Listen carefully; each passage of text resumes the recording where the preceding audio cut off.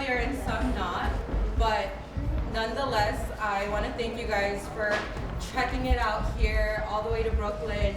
I know this means the world to Cassidy, and just seeing everybody's faces and feeling everybody's energy. You guys are just so blessed and lucky to be getting this beautiful class taught by such an amazing, beautifully talented person like Cassidy. And I have the honor of giving her introduction, and I have had the pleasure of knowing Cassidy for about 3 years now. It's going on 3 years. I met her because we both had a huge blessing of getting into such an amazing makeup program, and just getting to know her not just as a makeup artist, but as a person, and who's become like a little sister to me.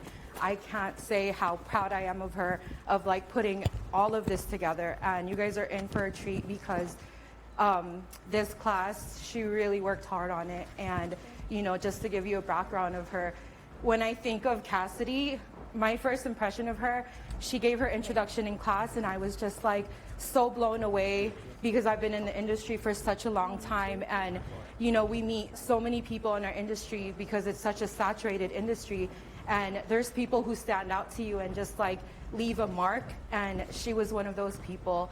And she just, you know, if you've ever had the pleasure of being in her presence, then you'll know that Cassidy is just such a driven individual. She'll make you feel excited about beauty. She makes you feel excited about makeup. And I had a conversation with her. I said, Cass, you know, if there's something that you want everyone who's here at your class to take away from your class, what would that be? And she was like, Sharina, I want them to feel excited about getting ready. I want them to feel excited about putting their makeup on in the morning, because I feel like, you know, it's a routine to us. We don't have fun. We're not dancing. And let me tell you guys, I went on a work trip with her to Miami, and we were roommates for about a week almost. And when this girl says she has fun getting ready, she has fun when she gets ready. I was like, there was like a routine for me, and she really knows how to like put the fun in getting ready. Like, she will take her time. She's like, girl, I need my coffee, I need my music, I need to be in right lighting. She always said, can I take the bed by the window because I want to get ready, I want to record myself. And it just like brings a different perspective, you know, because it becomes a routine. And I'm so excited. And you know, this is someone who I've seen from the very start of her journey to blossoming like into like her era. So it is like a perfect way for her to call this her era, because none other than her, like, it's perfect because she is in her era. And I can't wait for you guys to see what she's put together in this class for you guys. So without further ado, let's put our hands together for your beautiful and talented instructor of the day, Cassidy Herrera.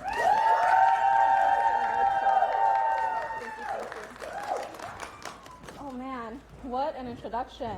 Thank you, Sharina. She made me sound so much cooler than I think that I am sometimes. How are you guys today? Honestly, let's let the nerves go out. We're here to have fun. We're here to talk makeup, and we're here to get ready, and we're here to just like be in our confident era. Who's ready for that? I'm going to have my beautiful model Isabella come over here, and I want to share with you guys also, she's so gorgeous. We met working together, and I was like, yep. So I want to tell you guys a little bit of the story of what made me want to make this class for you guys. And I remember just when I was 3 years old, because this is actually the first memory that I have of makeup and beauty as a whole. My mom used to own a bakery in Ecuador, which is where I'm from. Like, we're Ecuadorian. And I remember her every single morning getting ready, like doing her red lipstick by the bathroom that we had, and she would always do her eyebrows. So in high school, a red lipstick was like my thing. I would play volleyball in red lipstick, and my girl Ariana will tell you that because we used to play volleyball together, and I would be full beat, actually the both of us, full beat playing volleyball. But that feeling of confidence that I saw my mom embody with that one red lipstick, just like, it was so simple. She would do her brows and her lipstick, you know, like she wasn't doing like all the things that we have now available to us, right? But seeing that transformation, I remember just like looking up like, wow, you're so beautiful, mommy. And then she would just go downstairs and, you know, she would be a businesswoman, boss girl, doing her thing. She still is. And I'm so grateful that you showed me beauty, Mom. But and I think like seeing that feeling when I was 3 made me just enjoy getting ready. And I want every single one of you ladies to feel confident with the steps that you need to get ready so that you feel the most beautiful when you're out, so that when you do have like a holiday party, when it is your birthday, when you have brunch with the girls, when it is a Sunday and everybody's going out, or Saturday, all the girls are going out, and you're like, damn, like, what do I do with my contour? What do I do with my bronzer? Like, how do I do that cute like lip liner that they're doing now with like the darker, like, how do I do that? We're gonna go through all those soft glam tips and tricks today, but overall, I just want you to be like confident in doing your own and just like feeling confident in yourself and then walking out. And this is your era to do the thing you said you guys were gonna do, right? So without further ado, let's get this show going. So what I always like to do before anything is we do need a good skin prep. How many of you guys have a good skincare routine? That you guys are like solid, that you guys like? Yeah, you guys all have skincare?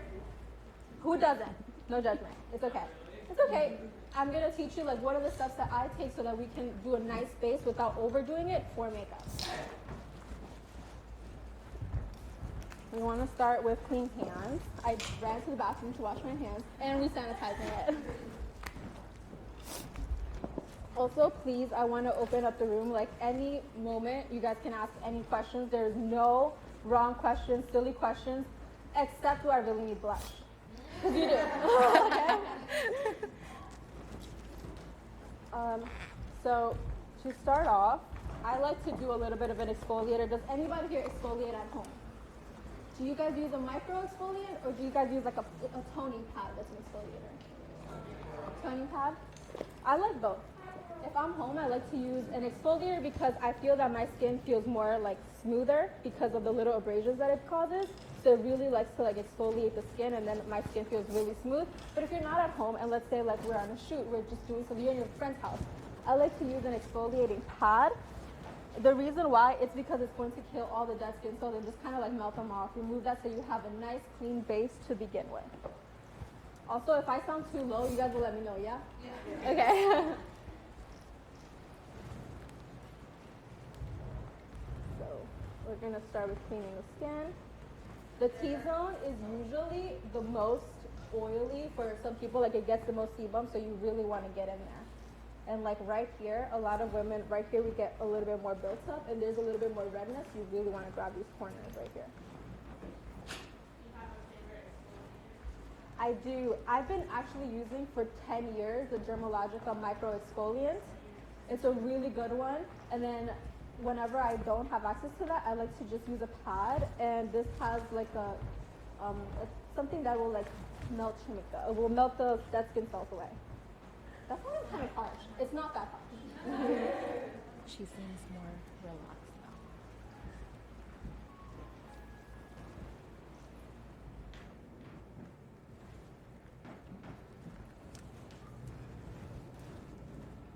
So now that that's super clean, I like to do a toner. In my house, when I'm doing my own skincare, there is a mochi toner that I pour onto my hand.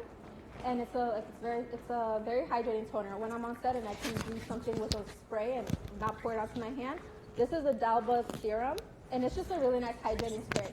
Why do I use a hydrating spray? When I put the moisturizer on, it seeps in a lot nicer. Like it really hydrates a little bit further. Almost like if you come out the shower and you put on your moisturizer, you feel a little bit more hydrated because your skin is wet. So when you put moisturizer on wet skin, it'll absorb a little nicer and you'll feel that extra hydration.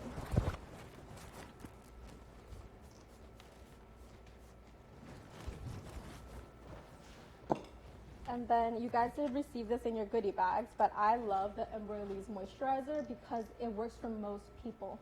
And I would say you could use this if you have oily skin, you could use this if you have dry skin.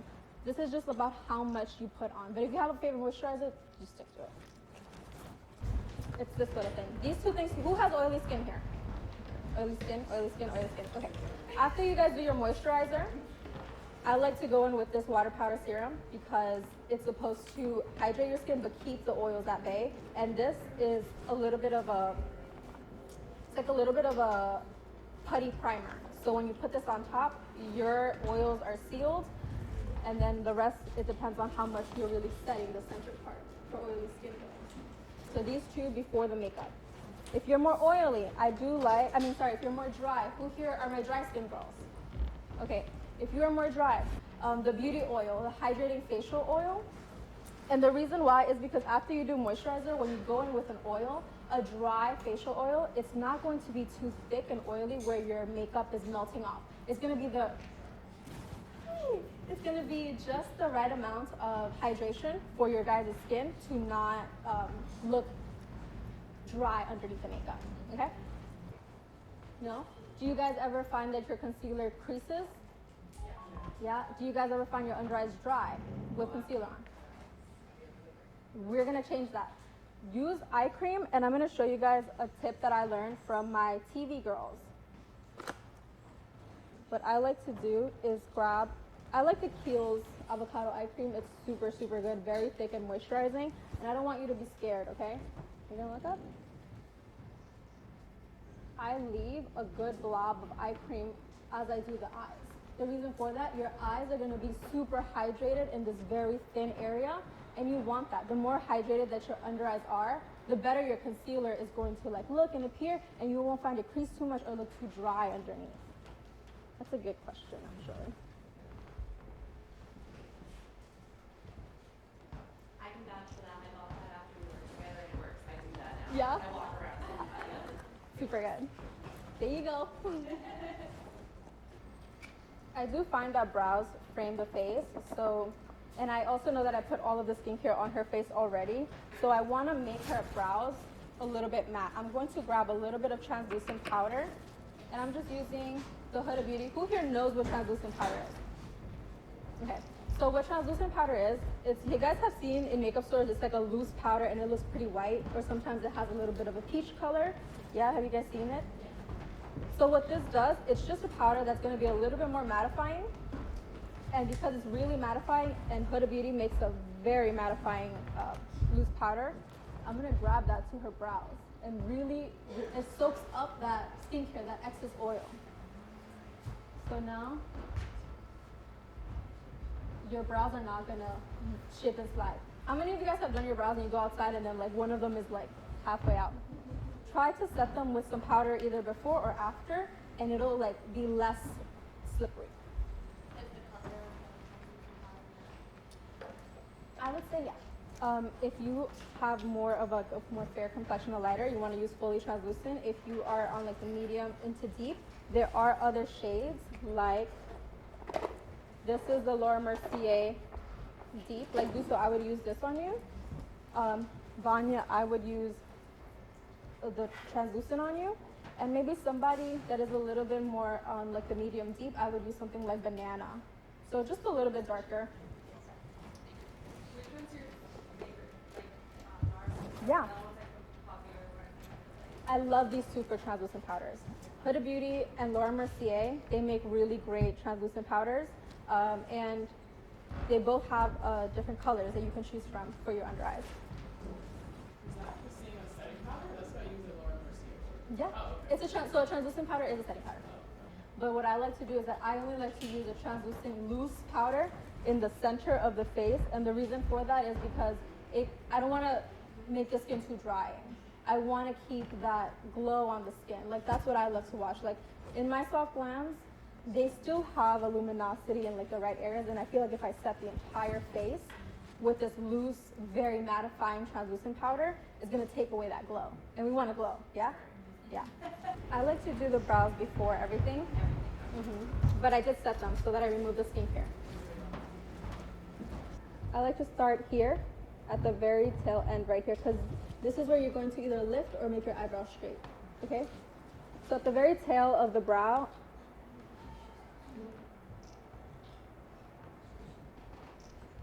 I'm going to define that.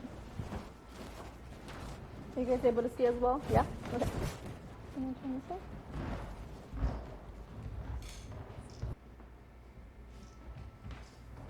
Do you guys like to use brow pencils or brow powders? Pencils, yeah. It's just, we get a lot more control with the pencils. I have a couple. I do like the Anastasia brow pencils. I mean, Anastasia's queen with brows.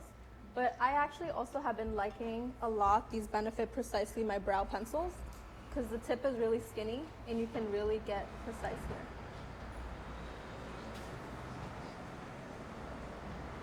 What's the trick to like the ombre eyebrows? How do you actually get that like start? Yeah. So I haven't even filled in the front. I think that the biggest thing is how much product that you use, and you really want to grab the ends and fill that end in to give it that nice shape here. But you want to keep little to only the areas that need it. So what I like to do in the front is just to hold it really light and just like flick up so that you don't overdo the front. Because I think that sometimes when you know somebody very like drew in their brows is when the front is a little too angry looking, like a little too dark. Then they kind of look more like this. We don't want that. We want to keep this open. You want to keep your face airy. We want to make this a little softer. To get a nice clean eyebrow, I personally like to clean up the eyebrow after I'm done because we all get a little like shaky with our hands, and that's normal. So I usually like to grab a flat top, something a little bit longer or something just like this that can give you a nice precision clean underneath, precise clean underneath. If you grab your own eyebrow like this and you look at the mirror, you'll be able to really get this lifted and it'll raise up so you can clean that up here.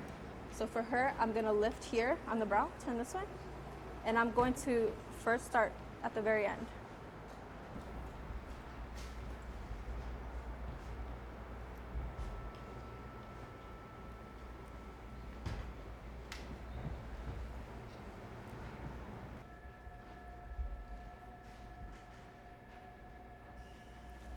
That'll probably take you a little bit less time because you're not standing up here, but that is how I get a natural brow that's still lifted, has a little bit of that arch, is not too overdrawn in the front, but is still nicely defined. I want you guys all to know, makeup is just colors and textures that are safe enough for our skin. So even though this is an eyeshadow palette, it has a whole bunch of shades that when you mix them a little bit together, you can get like the closest to your hair color. So it has some like reddish colors in there. So you grab a little bit of that red. So whoever has, if you ever do want to dye your brows a little bit of a funner color, if you grab a little bit of that tone and then you mix it still with the base. So I'm still going to go in with that brown. I want to have that rich brown undertone, but I want to put a little bit of that red, right? Because you want to give that hue on the brow. You mix these two and you'll get a little bit red. Keep it more so in this part of my brow to keep like the inner part more natural, like highlighter. Yeah, and you can use a brush like this, an angled brush. So for brows, you want to use an angled brush because when you do this, you can flick up and it's skinny enough to flick up. So you can go in with these two and just Like the same like motion of like the eyebrow. yes. Okay, and then in regards to lamination, would you do like a laminated after, or you do that first and then? Okay, so with the lamination, that's a very good question actually. That's a very big trend now. How laminated do you want them? Do you want them like frozen up like the way the... Currently, they're even longer than they normally are. I'm gonna get my eyebrows and my hair dyed, which is why I'm letting it grow out. Yeah. But normally they're just slightly like shorter, but definitely basically this. Yeah, so what I would do is I would still fill that in. I do like, there are a couple of products that I like for that laminated brow. If you want them super frozen though, I would start with just that. Just start with a Anastasia brow freeze because it definitely freezes your brows in place. But you can't put much on top. You have to use a consistency that's a pomade-like. And I'm gonna explain that right now actually. This palette has a cream that is more pomade-like. Do you see that? It's putty. Yeah. That's almost what a pomade is. Anastasia has a pomade as well that's specifically for brows. This cream will actually apply smoother on the brow freeze. If you don't want to do a brow freeze and you want to do a regular brow gel, then you can fill your brows in with this and then you lightly comb it with your brow gel. The Anastasia brow gel is nice and strong. Yeah, the Rare Beauty brow gel is also nice and strong. And sometimes I like to use the Gots to Be brow gel, but it has to be only a little. You have to remove some of it because it has a lot that comes out from the wand right at once. So you want to remove and then you want to add. And do those get flaky or like white? That's fairly my problem with this one. Yeah. I would say those have been my top ones because they cause the least amount, but because it is a product that is clear, when you go overboard with too much product, it's going to appear. So keep it more on the lighter side. Yeah, keep a light hand with those things. Thank you. Yeah. The pomade? Yeah. This is actually an eyeshadow palette because remember I said makeup is just colors and textures, and I can use it on anything. It's just a Groundworks palette by Danessa Myricks. It's an eyeshadow palette, but it has creams and powders, so I like to use it for liner, brows, eyeshadow. It's a really universal product. So if there's any like Danessa Myricks product that I really love and recommend a lot, is this palette because you can do a lot with this, and that Yummy Skin Universal Balm because it works well. How many of you guys get fine lines here sometimes when we smile? Yeah. So I like to put a little bit there, and then remember in the T-zone to control your oils. This on the fine lines, you can put that pomade anywhere because it's putty, so it makes a smooth barrier over those lines. Guess what? For the eyebrow cleanup, what shade of, I'm guessing is it concealer that you're using? Yeah. What shade of that would you recommend that you use? Yeah, I just do like one shade lighter. I don't go like crazy like 3-4. Like I know sometimes we see a lot of videos and it's like super, super light.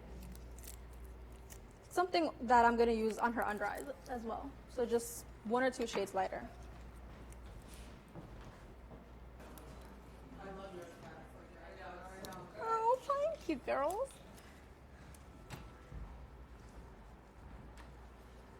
I have to say, sometimes like just very intimidated by makeup in general, and I've seen makeup classes. Just knowing Cassidy and knowing her work, something that stuck out to me is how flawless your work is and how like very no makeup it is. And as somebody that doesn't do makeup and doesn't normally like makeup for that cakey look, that was something that I was actually excited to like take this class to learn. Thank you, my love. That makes me so happy. Yeah, I think that a lot of women actually receive that feedback. They want to feel like themselves. They want to feel like a more elevated version of themselves. And I think that that super heavy makeup, like cakey look, a lot of them don't want that. So right now I'm going to be priming her eyes to begin eyeshadow, and I like to use just the same concealer that I use to clean up her brows, and it's the same one that I'm going to be using underneath her eyes. So with your same concealer, we're priming the eyes to get them ready. I have a few. I really love the Dior one. I've been writing with the Dior concealers for like 2 years now, I would say. I love the Makeup Forever concealers. They discontinued the original formula. I'm so sad. I do like the Hourglass ones for a good full coverage moment. But yeah, the Dior ones have never done me dirty. They're just like, I know they're that good support system in my kit. I would say like this is like the stuff that irritates me the most when I do like her makeup and I wanted to try to do eyeshadow is Yeah. that when I do the concealer, I don't know if I'm not putting enough powder or what, but if I'm taking my time with my eyes, I'll see some creasing with the concealing right on the edge, and I get so annoyed because I'm like, oh my god, I have to put more powder. And Yeah. if I do that, it starts to separate a little bit. Yeah. So like, what do you do just to make sure that like it just stays on the top of the eye? Oh, on the top of the eye. Okay. So you have like oily eyelids, is that what you said? Like, or like they just crease? They just I don't crease. know if it's oily or if it's just creasing. Yeah, so there is a product called P. Louise an eye base. They're very strong. So like they will hold. It was gonna hold. I like P. Louise. I like the MAC paint pots, like for that very creasy eyelid.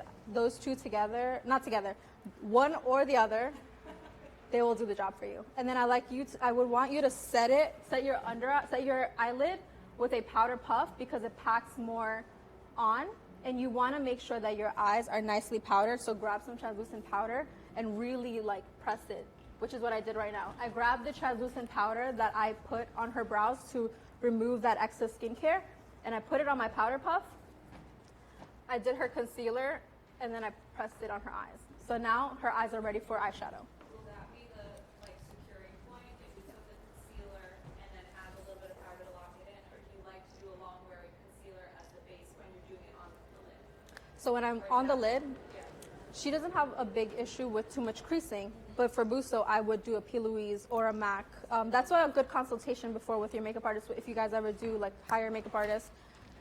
What are the problem areas, right? Do you have creasy eyes? So then I know now, P. Louise, very thick cream that is going to make sure that you do not crease, or MAC paint pot. When I was a teenager and I had very oily like T-zone, I would put the MAC paint pot first on my nose, and then I would go in with my foundation, because the MAC paint pot made sure that nothing was coming through my nose. So it's just like a way of like a secure barrier before the foundation or before your eyeshadow. Okay, so for eyeshadow, actually I realized that the most important part of it is also the brushes that you use and the shape of the brush that you use. How many of you guys know what a transition fluffy brush is? It looks just like this. Do you guys own one? Yeah? No?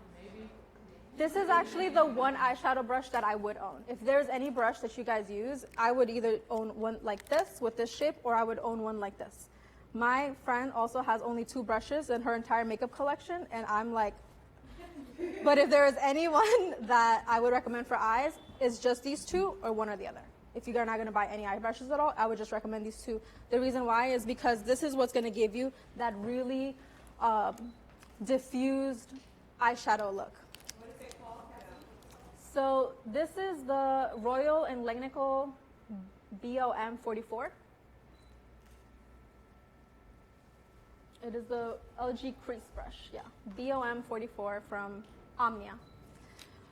There's a lot of companies that make brushes like this, like Morphe. I love Morphe brushes. I love Omnia brushes.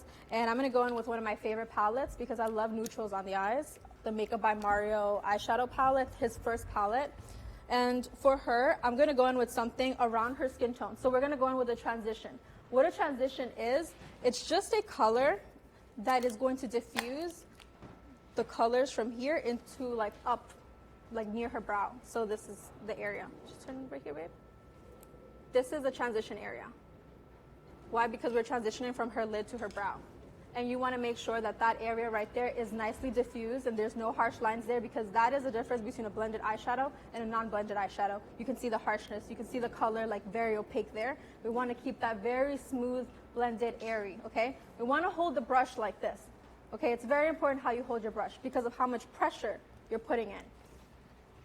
So from the back, I always like to start in windshield wiper motions. Windshield wipers go like this. So we're gonna go windshield wiper motions. Okay, and I know this is gonna sound silly, but sometimes we remember it when it's silly. Everybody do this. Go ahead, do this. Windshield wiper motions, okay? And we can put that all over here. And that instantly kind of contoured her eye. You already see some kind of definition in her eye.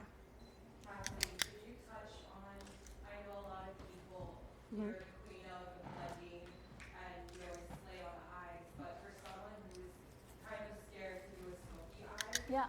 could you touch on like how much product should be on the brush? Yeah. You know, you're talking about the windshield wiper motion. For sure. What exactly should they be doing, should we be doing like the windshield wiper motion so that we don't end up with like the raccoon or Yeah, for sure. So for the windshield wiper motions, we want to kind of keep it in the transition, right? We're still in the transition. So we're keeping that high, and we're going from here to here. Now, from what Sharina said, if you want to do that smoky eye, it's really important how precise you are with the placement. So we're going to do something a little bit similar. What I'll do is that I'll grab a shade now a little bit darker. I want to build everything slowly. So I'm going to go in with this brown right here. A little bit darker, right? And I'm only going to put it out here in the very ends. And I want you to see the motion that I'm doing here. Here, I'm just doing that. Because I'm building her outer corner. And I'm being very precise where I put it so that we don't end up with the raccoon eyes. Because if we do windshield wiper motions with the dark color, if we do this with the dark color, we're just adding darkness, adding darkness, adding darkness. We don't want that. We just want to keep a very precise area that has that smokiness, that darkness. And it's usually very tight around your eyes. Very tight, like right here. The reason why you keep the darkness at the very end of your eyes is going to lift it. You keep the darkness everywhere, You're gonna look like raccoon eyes. It's a very specific way of doing a smoky eye. So very specifically, I'm only adding that darkness right here at the very outer V of the eye, because it literally creates a V. So you put that darkness in just the outer V. How do you make sure you have the right amount on your brush when you're doing some layers? Yeah, really good question. How many of you guys have saw that I kept doing this? Okay, so I like to tap, and I do this all the time because it taps off excess product. So every time that I'm doing makeup, I'm always drumming. So when I grab in some of that brown, because it does fall out and stuff, I'll just tap away so that we don't have too much of it on. And sometimes let's say, oh, I did grab a little bit. Just do that, tap it away, and then just the residue is going to be left here. And that way we can build it in layers. And if you take a look, I'm still building it very slowly. There's only darkness right here. I don't want to go too high.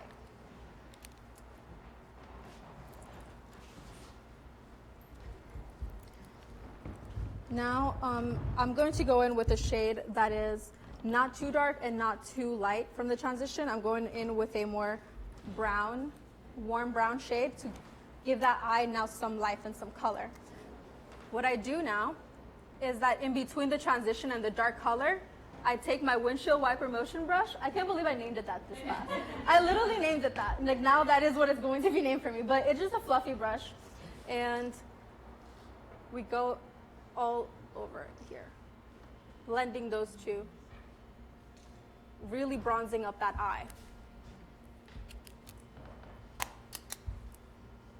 So now I'm going to go over so far what we've done with the eye. We did a transition color, right? Because we want to transition it into the eyebrow really nicely and diffuse. Then we went with a darker color out on the outer V, and we went on a down motion because we're lifting, right? Then we went in with a color between the dark color and the light color, so something like that. Just like a rich, like a light warm brown to really give it that warmth. What would be a good color for like darker tones? Would you go more like the Yeah. Yeah, so I really like the Juvia's Place. For my deeper complexion girls, love this palette, yeah. So I would probably use that as my transition. And I can go in with a little bit mix of these two on the outer V. And then I can go in with I can mix these two together. I love mixing shadows because, you know, it diffuses them together and it makes beautiful colors. So something like that for deeper complexions. Juvia's Place makes really, really great palettes for just makeup in general. You just dab, 1, 2, you mix it like that.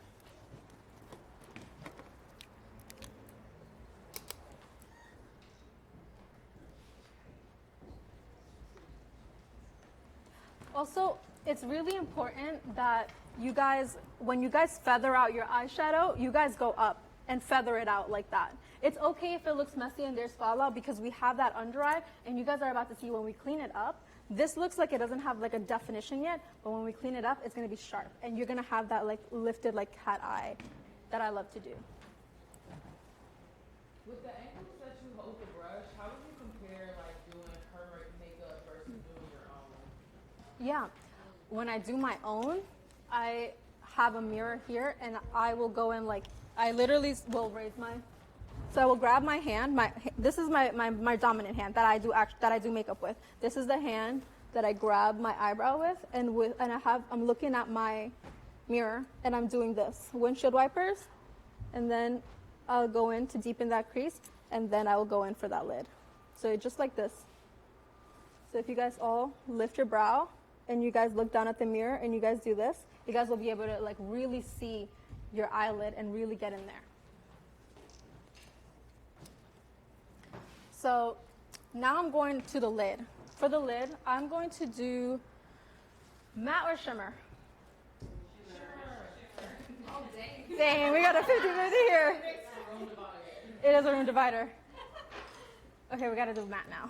Like, now I gotta go. I'm like, I can't please everyone. I like to go in with a lighter shade, a more bone shade. If you look at most of my Instagram photos, it's very similar tones because it's kind of like the eyeshadow map that I that I felt very comfortable with doing in many different faces. So with my flat top brush, so if you see it's no longer fluffy. We've changed it, right? It has to be flat and it has to pick up enough product for you to be able to, can't be small, has to be able to pick up enough product for you to really get in there. Do you see how you have that curve here? We're gonna follow that on your eyelid. So we're just gonna place that there. But you wanna be as clean as possible. This one you wanna keep it really precise to just that eyelid. You wanna carve it out like that. And are you placing and dragging, or are you dragging, or are you placing? Yeah, so that's a good question. I'm kind of like dabbing it in place and slowly dragging. So I bring her brow up, I place it, and then slowly I'm dragging. No, because I want to keep this really dark. But I am going like right here. Like I would say like 3/4. And I'm still going to go back in and just blend it. In theory, if you want more drama, are you just going to continue to pat more product, add more, versus diffusing more when you want the softer look? You'll just go with more product and tap more over more layers. Like if I want more drama? Yeah. So if I want it more in depth, then yeah, I'm going to go in with like more layers. Or like if I'm going to do a shimmer, then I'm going to go in with a hydrating spray on the shimmer. Or I'm going to go in with a cream. And then, because the cream gives us that more drama, like that color, that pigment, right? Cream is definitely going to be more pigmented than powder. So if we put that cream and then we put the powder on top, it makes it pop more. But because we're not doing shimmers and we're going to keep it really soft and airy, I'm going to go in with matte. And I just pack it, I would say, 2 or 3 times. Sorry, more, 3 or 4 times. Yeah. Just because a bone shade, it takes a while to build up. To the opacity that I want it to be, I do build it. And when I'm happy with the color, I'm like, yeah, I could see that bone color. You see? You could see that bone color now, right? So now I go back in with my windshield wiper brush. I'm gonna go in with that brown, and I'm gonna place it on that outer V, and I'm just diffusing this so that the bone color or the lid color can transition nicely into that outer V, so that you have that beautiful seamless blend from light to dark, and it's lifted. So Cassidy, are you going like this? Yeah, so here, the motion of my hand, it's very lightly like this. So in a way, I kind of do both together, right? A little bit of this and a little bit of this. So a little bit of windshield wipers, and then some where I'm just kind of going up and down, so that this outer part right here that's dark, it can nicely blend out. So here like this.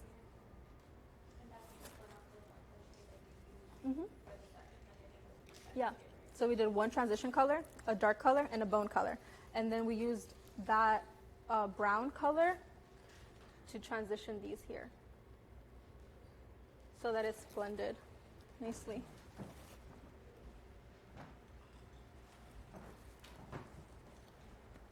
Also, it is a good, like sometimes we're so close to our makeup that we see something like this. Sometimes we really do need to take a step back. Like even I sit in my vanity and my mirror is right there. Sometimes, and I have like my handheld mirror. Sometimes I find that I need to put my handheld mirror down and look away and see the bigger picture, because we can hyperfixate on one tiny little thing that when you take a step back, you can't even tell.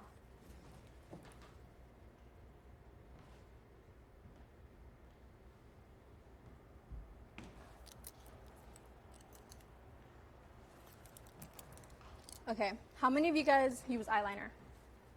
Liquid eyeliner or cream liner? Liquid. You guys are all liquid liner girls? 2? Both? Do you do cream like on the bottom and then on the top? Yeah? You know the top and bottom? Okay. So what I like to do, if you, let's say you're not that good with using eyeliner, is that I will grab a liner that's a pencil liner. So I like the Urban Decay, the 24-hour pencils. They're really, really good. And I will put just a little bit. It doesn't have to be perfect. I will put just a little bit at the very end like that.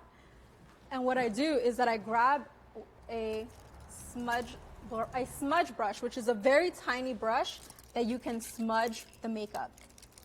We're going to literally smudge that liner out, and it's going to make that effect of like that wing liner look because we're going to clean it up. Because it gives that definition, and we're going to just like keep intensifying it.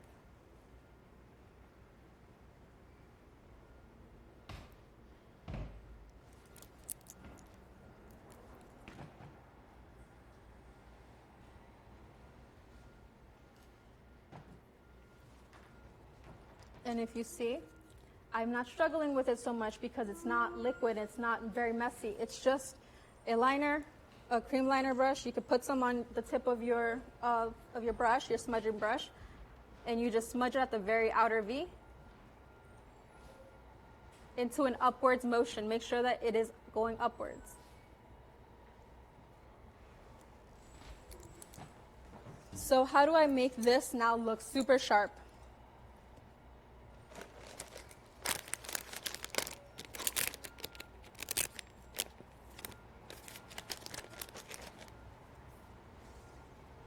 I usually grab my blender. This is a Paw sponge, which I love. It comes in a pack of 6.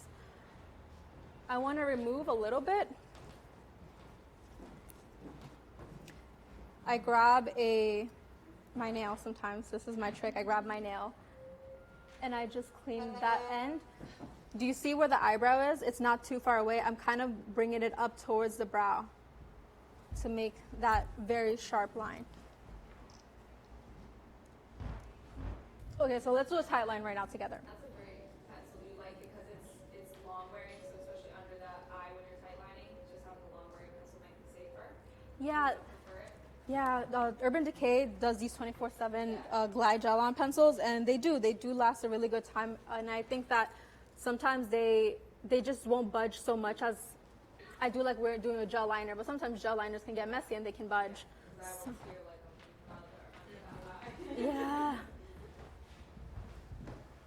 Yeah, so that's another reason why I don't go too hard on the tight line, because sometimes your lids are going to get a little bit watery, and you are going to bring that down. So I like to keep liner to a minimal. I actually don't love liner because I don't like it to be so messy. But so try to use a small amount so that it doesn't get too messy towards the end of the day, because liner just slips and slides. I feel like liner is like my biggest op, you know?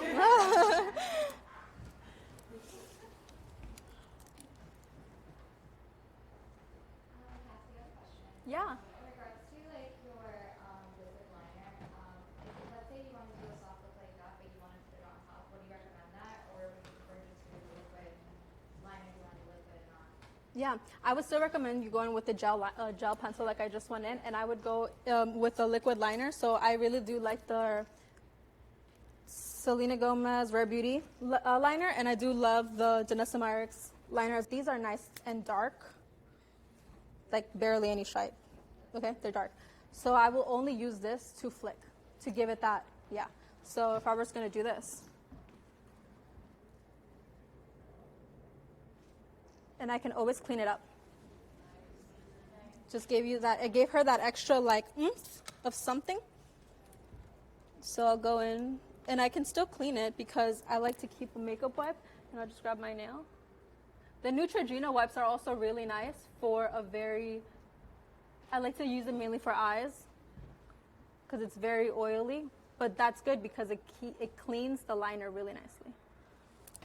How do you decide like the angle for that? Because I feel like eye shape and brows and all that just varies so much. Yeah. Like, So for eyes, if you look here, there's going to be a natural line. Look straight, babe. There's going to be a natural line that your eyes are going to continue to go in. So continue and follow that, like that line underneath here. Follow it. You don't have to do anything. Just continue, follow the angle. If you follow the angle, you're going to fall right here. And you're just going to, with the liner,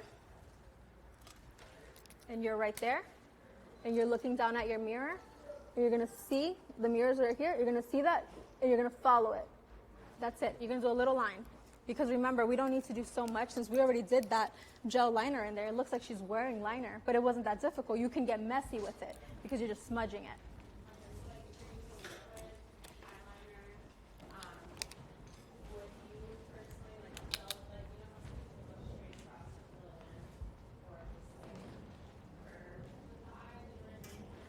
Yeah, I don't love to do that. I don't love to get super messy in the front of the eye. And I feel like for your specific face, I wouldn't go all the way in because you have smaller eyes and it's going to close your face.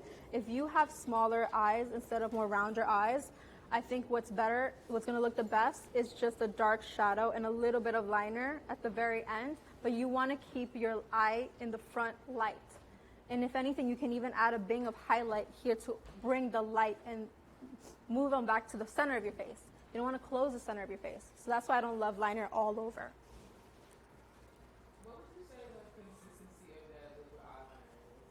I think some have a lot more liquidy than the others. Yeah. Does that have kind of like a pomade feel to it? The liquid liner that I used from Selena Gomez. Whichever one you could use on her. This one? Or this is the liquid liner that I did to just do a little wing. Yeah. Okay. I would say this is a pretty wet liner, but it has a good color payoff. Another trick to clean up the eyeshadow is you can grab your eye cream, and with your same eye cream, you can clean up. And it makes that smooth, clean line right there. Kiehl's avocado eye cream. Is there another one that you recommend if you're allergic to anything that's like your product? Yeah, are you allergic to that one? If that's the case, then I would grab a lot of that and release your same moisturizer because it's still cream. It's a moisturizer. It's just an eye cream. Different words, face, eye, like it doesn't matter. Like I said, it's just textures. They do great marketing with these things. Just lather a good moisturizer under those eyes if you are allergic to that eye cream, and you're going to get that same effect. It's all we're doing is adding hydration there and cleaning up. So now that we've done that, I like to go in and give the lashes a good curl. If you were to do a shimmer look, where would you put the, how would you use the shimmer side on top of the eye? A shimmer, yeah. So instead of the bone shade that I used in her eye, I would just go in with a shimmer. So, but my trick to shimmers is that I will spray it first with a hydrating setting spray, something like what we first went in with the Dalba serum spray, because when you activate those shimmer particles with something hydrating, it makes it pop. And like that foil, that foil that the eyeshadows have, it's just gonna show up more. You curl them even when you plan to put lashes on? If your lashes are curly, you don't need to. If they're not curly, I would give it a curl before the lashes, because if not, this is what's gonna happen. You're gonna have your false lash like this, and you're gonna have your lash like this. And you're gonna have that look, which is not cute. Did you use like lash serum or like lash primer? So I don't do lash primers, and I have seen a lot of lash serums that work. I haven't tried some myself, but recently I had gotten recommended one, and I saw a client of mine have like not the fullest eyebrows, and then she showed me the serum that she's been using on her lashes and on her eyes from Amazon. I think it was only like $10, and she like it actually really did make her lashes grow. Like I could see it because I'm so close to her face. I'm like, oh yeah, like your lashes look like fuller and longer.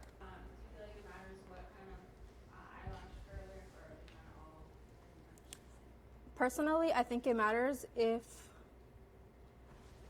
I find that this curler works for most people, but let's just say you have less of a curve over here. There are some lash curlers from Surat and some lash curlers from Shiseido. Those two brands make wider lash curlers, and this one is not as wide. It has a little bit of a curl. So if you don't have an eye that's too curved in and it's more like flat, then you can use other lashes. But I like to go in with this e.l.f. one. It's inexpensive and it works really well. I've never seen it give me problems.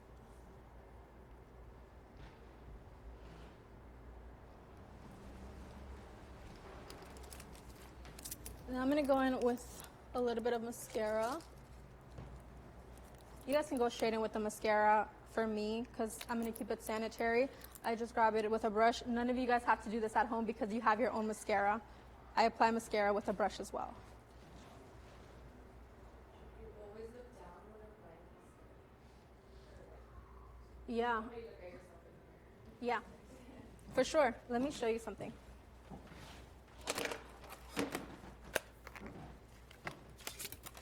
I want you guys to start doing your makeup with a handheld mirror because you can get really close in and you can, when your makeup is facing this, when your handheld mirror is facing this way, you can really see your lash line. You can really see your lashes. You can really see your eyeshadow. So when you use this, you can apply the mascara like this and really get underneath there and bring that curl up. And just do that motion. So Cassidy, you don't use any primer for the lashes? No, I don't use any primer for the lashes.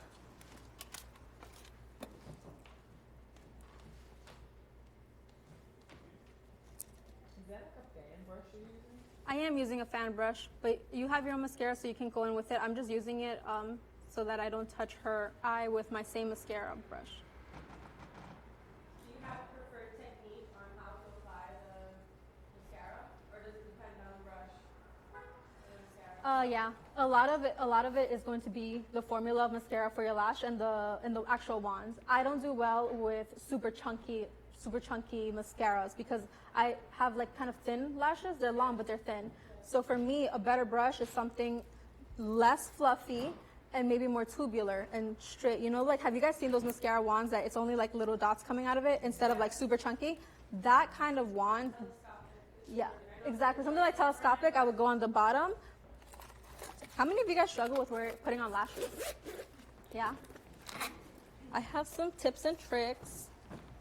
I use invisible. I like the Kiss lash glue.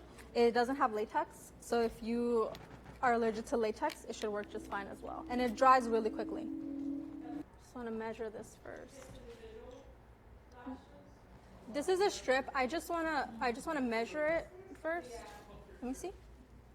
Okay. So how I measured it is like I'm just lightly putting it on. If it is not, if on at the end of her eye, if it's too long, you need to snip it a little bit. Like but it's perfect. Like this will fit her eye. So I would just grab a little bit and just cut it with a small scissor if it's too long. Yeah. No, you never cut the front. You always only cut the very end. And you want to make sure the front is not literally all the way. It's just enough. If there's too much extra left excess, you cut that off. If there's not, then you don't have to. So this is a tweezer. It is a tweezer that opens wide. So I use it like this. I pick it up. I like the Kiss one a little bit more, but the Duo one is right here next to me. But this is also a good lash glue. You just have to let it dry a little bit longer.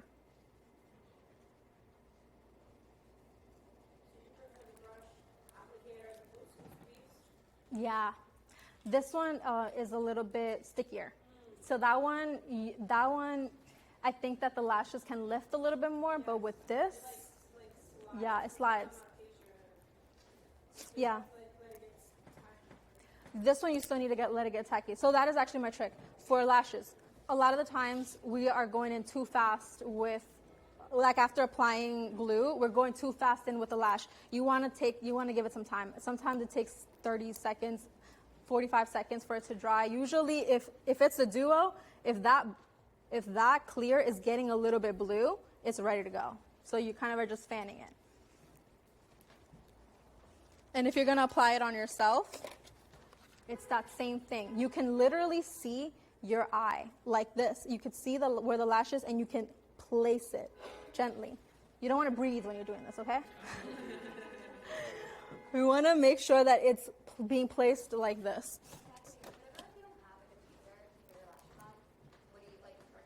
I recommend a tweezer. It's the easiest way to get your lash on is get a pair of tweezers. Okay, I let my glue dry too much. So that's the thing. If your glue dries too much, it also won't stick. So it can't be too wet, and it can't be too dry either. It literally needs to be like, what is that? Yeah, it needs to be tacky enough. It needs to be perfect. Like Goldilocks, you know, too hot, too cold. It needs to be like just right.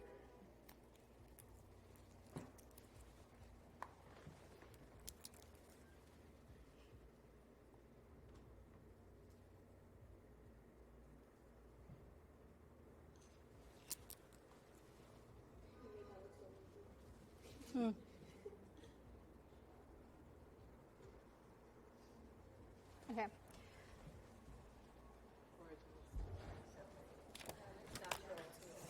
So now, how are you going to do it on yourself? You're going to grab the lash. You're going to place it with the mirror underneath. You're going to place it like this. And you're going to be able to see, okay, the end is out, the front is out. You want to first get that middle in. You put that middle of the lash in. With the ends, you place the end, and then you place the front. So it's done in 3 steps.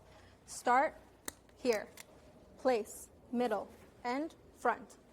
Okay? It's going to take some time. It literally took me quite a while to get my lashes on by myself, like without it slipping and sliding and looking fine. So, and it's because I was looking at my lashes like this. I was trying to go, because our mirror is here. So I was trying to do this, but this doesn't allow me to see where my lash line actually is. But when you go underneath, I could see my lashes growing. Demi Wispies and Wispies lashes are the ones that we love to use for like all our anchors at ABC and just like in TV. Those are like the 2 main lashes, which tells you a lot, right? Like you can do a lot of different eye shapes with those 2 styles of lashes. Because I don't use anything else besides those 2 styles of lashes. Okay, so let's just go over it. We wait a few seconds, like 30 seconds. You let it dry. You can do this while you're closing this. Doing this to clean up. Sometimes something that happens with the corner lashes after I'm about to apply lashes, like my inner ones on the sides, they curl like too much, and then I'm kind of like, I'm fighting with the lash to get it to align Yeah. with the thing. Is there like a certain angle that you might like recommend? Like I'm a lefty, but when I do it, I have to do it like this and looking like from an up angle, but with my hand, with my right, I still have to switch it because I can't do it with down, but that's when I find myself fighting against like the lash. You said it's with your less dominant hand, yeah? Yeah, with my right hand. Okay. 1 second. Remember I said don't breathe?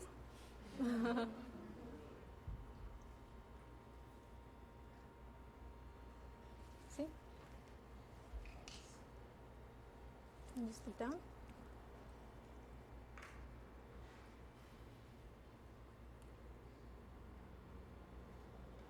Make sure.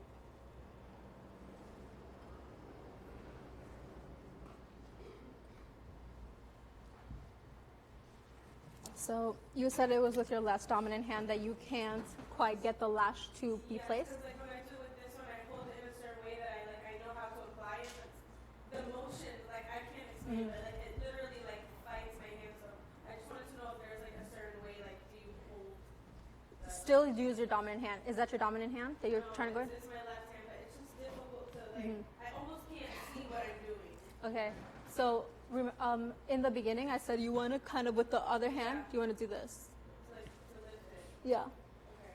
To lift it, and you can go in with this because you're going in with the mascara, yeah. No, like well, With the lash? I do my mascara like to the full max, and then I just add to At the ends? I'm using a different brand now, but normally the Kiss individual is just on the corner to give it that wispy because I don't know how to do like liners and things like that, so it just gives me that pattern. And I love that, yeah. But yeah, it's just normally like I said, specifically this side that I find myself like fighting. I would still go in with your more dominant hand. I would try to train your hand. Actually, Yeah, I would try to train your hand to place it like this. And that happens when I try to curl my hair with my less dominant hand. I struggle with it a little bit more, but it's all about training that hand because if you try to do it with your less dominant hand, you're going to mess up a little bit more because it's less dominant. It's not as strong, right? It's less precise. You want to go in with your precise hand. Your dominant hand that you know, you're just going to have to train it. Like, keep it low so you can see it. And like I said, do you put the mirror here? yeah, I use like a compact mirror like slide up. Do it and a then I bigger. look from underneath. So Yeah. put it like from the top. Yeah, if you place it like that and stuff. I'm trying to think. I'm trying to envision you doing it. It's hard to see it from here, but come back to me and then yeah. So you're saying you put your lashes in from down, not like top? No. Placing it like this, yeah.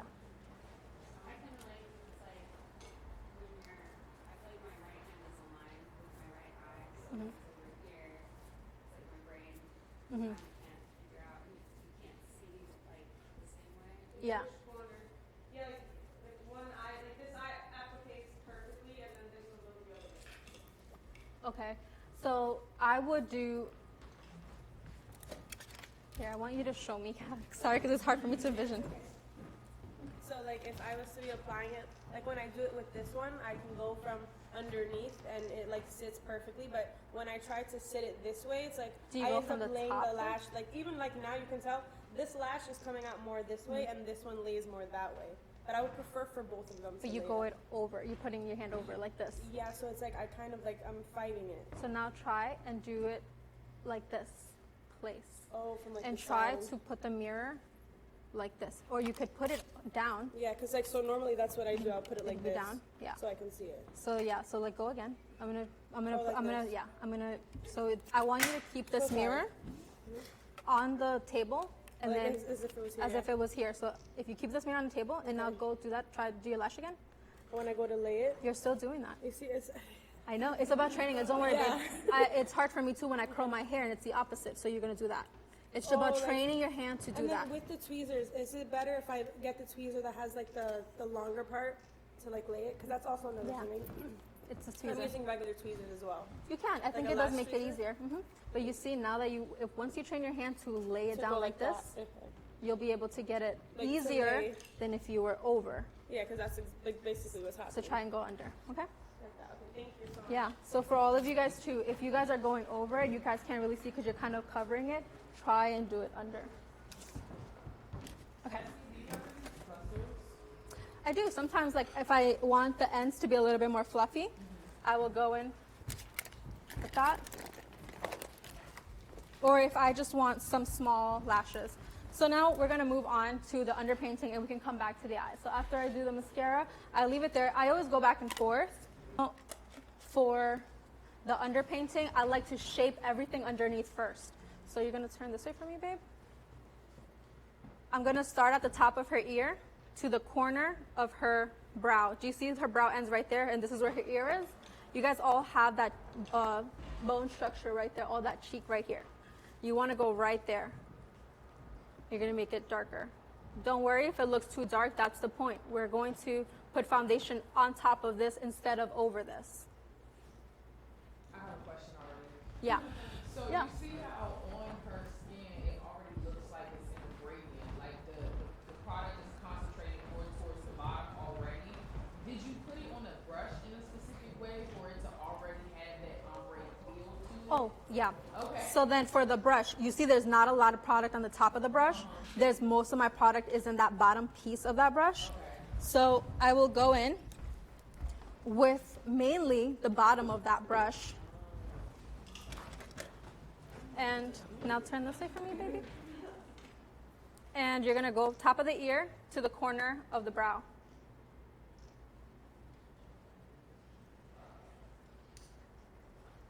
And then here as well. And that's with the contour? This is with the contour. The cream contour that I want you guys to have a darker one that's not too dark, but dark enough where it will show up over when your foundation is on top. So it actually goes under? It's actually goes on your chin, not the jawline? Oh, okay. Right here. So I'm trying to sculpt her jawline, right? Contour is like a line that's it's being shaped. And when you do that, I guess the cheek contour, are you under the cheekbone? Like where I guess? I'm right here. So right here from the top of the ear, I start my line at the top of the ear to right there, the corner. Right there. And I could feel that's the hollow of her face, right there. You could feel it. Everybody touch from right here. Touch that. That's where you're gonna start your contour. Right there to right there. So now to bronze her temples. It looks scary, don't worry. We're adding foundation on top, and I have to reemphasize that because it can look very intimidating. And you may think like, oh my God, am I already messing up? You're not. Is this considered underpainting? This is underpainting.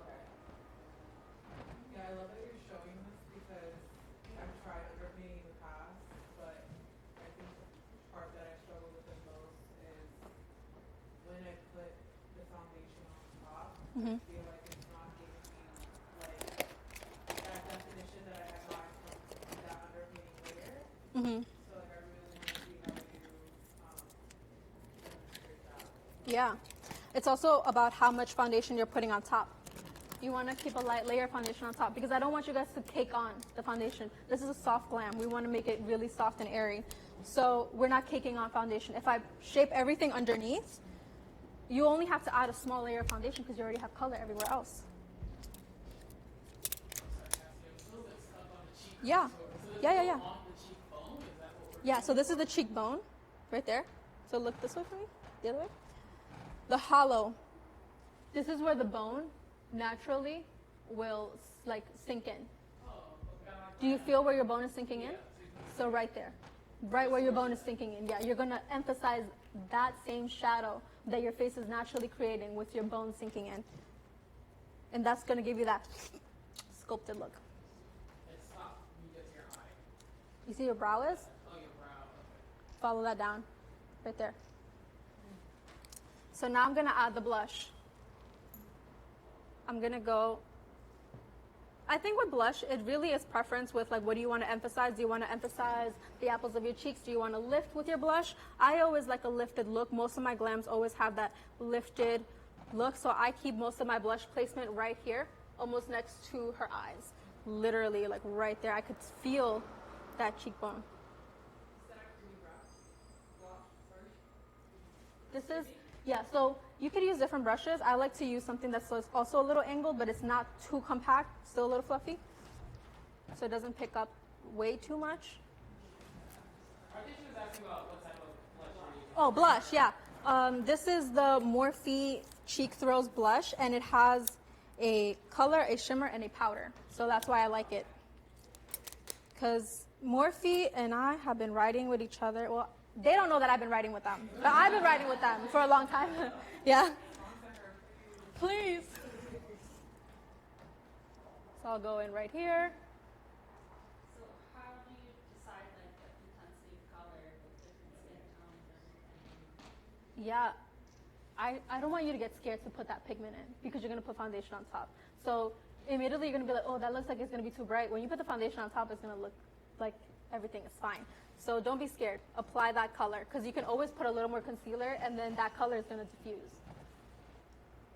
So what is the purpose of underpainting? Is it just to... So that your makeup shows up through all of it, like through the flash. And it stays on, yeah, because you have that color underneath that foundation. Do you like a darker brush? I love pink and peach, but I go based off of the complexion of the person, like what looks best on them. So darker skin tone, what would you use? For darker complexions, I love berry tones, I love red tones. I have been loving, who said that? You? I have been loving this one from Morphe Cheek Thrills. It has like a really pretty berry, but it comes a little more pink and lighter when it's actually on. Yeah, orange is a really nice, but like a very like intense orange. It can be like a light orange. It has to be like a pretty intense orange. And it'll look really soft on you guys, like this. I have this color that I love so much. See that orange? It's very orange, but it's very beautiful. So now I'm gonna go in with corrector. I like to use the Charlotte Tilbury corrector.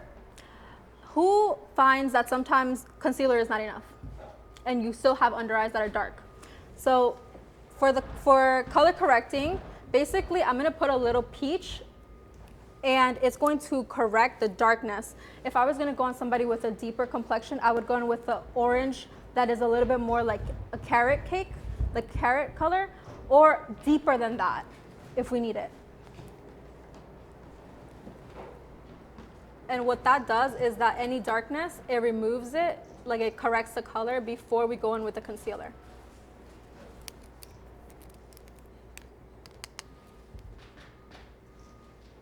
Just look up it.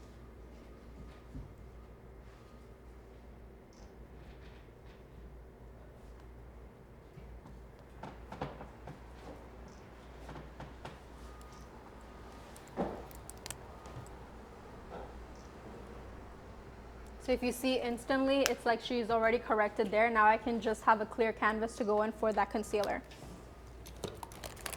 Sorry, did you put that under the eyes? Yeah, I put that underneath the eyes to correct that darkness. If we have hyperpigmentation anywhere, we also want to correct that. Like we want to color correct that, and then we can go over it with concealer or foundation.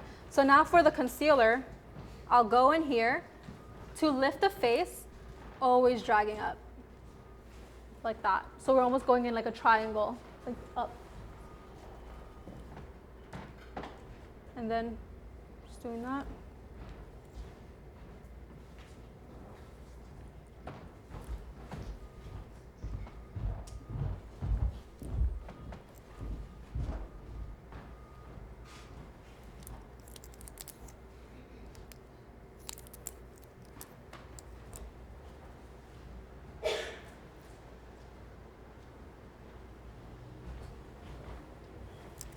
Is the color corrector only for the under eye, or do you ever use it anywhere else? If you have anywhere else that has a little bit of darkness, you can dab a little bit of that there. How many of you guys use a sponge to do your concealer? No? A sponge is going to help pick up any excess product. So if you find that your concealer is creasing a little too much, it could also be from putting too much concealer on and maybe not setting it properly. So a sponge is really going to soak that up. Do you wet your sponge? Yes, always wet your sponge. Never go in with a dry sponge because it's too hard. It doesn't soak up the product the way it could.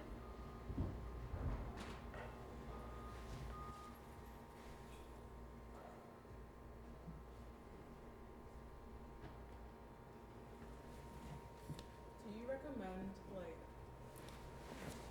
like what are the specific makeup products that you feel like people should probably maybe splurge a little bit on to just because I know I feel like sometimes quality can really show up on the face.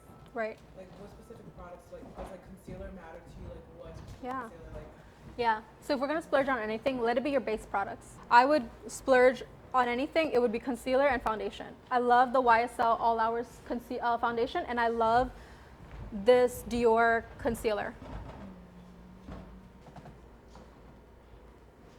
I drew a line down the center of her nose and I'm gonna leave it there. This is gonna really create that skinny nose effect because it brings the light to the center. And I'm just gonna let that sit there while I go in with her foundation. That was with my concealer, yeah. So now I'm gonna go in with the YSL All Hours foundation. Back of your sponge, you wanna make sure that your sponge is nicely marinated with foundation. You wanna really get that in there to press it in. And I'm gonna place it on all the areas that don't have makeup on first.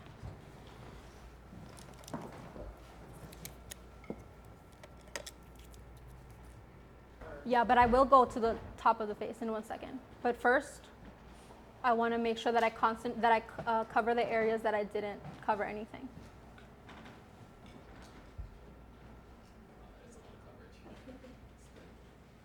That's the YSL. That's the YSL, yeah.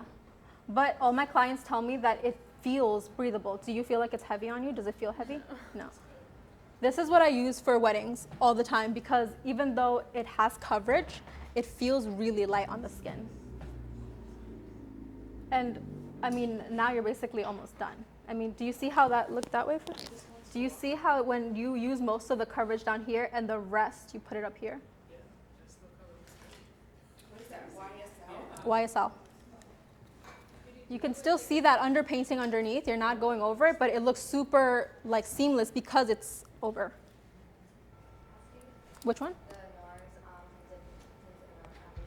foundation. No, I haven't. Is it good? It's really good. Yeah, I did that. Yeah? Tried it. That was really good. I haven't tried it. I have to play with it.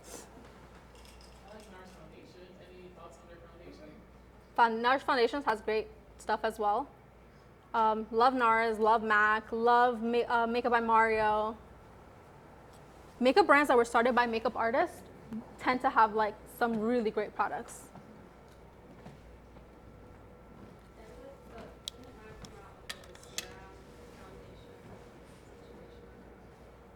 MAC with like a serum foundation.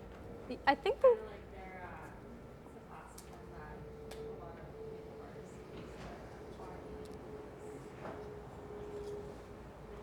wait, I'm sorry, who said that?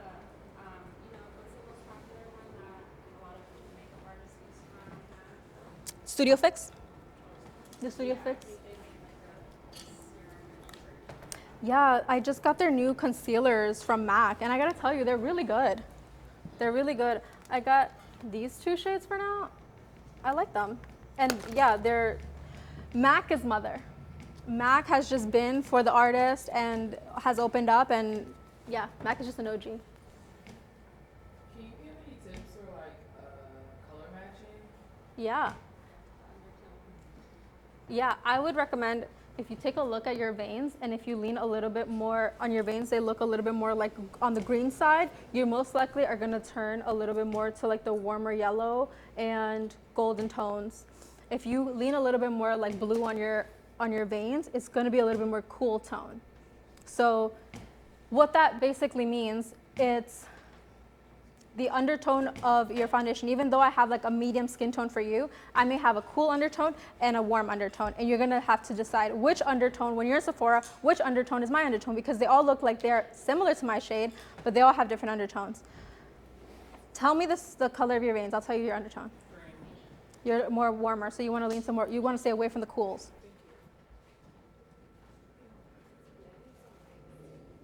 Yeah, just with the butt just with the butt of your blender.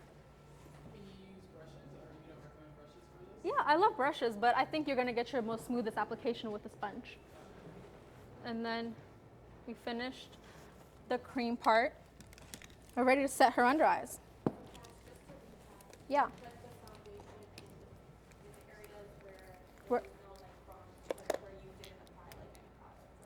I started with putting the foundation on the areas that there are no products, but I did have to blend that, the rest, just this, and the technique is literally to wipe it away like this.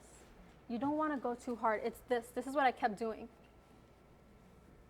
This is really, like, I know it seems so small, but it really does make a difference. How many pumps did you use? Little bit, like I did like 3 little pumps because I'm just like, I want to add slowly. Like I didn't do like 1, 2 big pumps and then I went in. I just like gauge how much foundation do I need. I don't want to go too much. Okay, now to set the under eyes, I'm going to grab the translucent powder or the loose powder.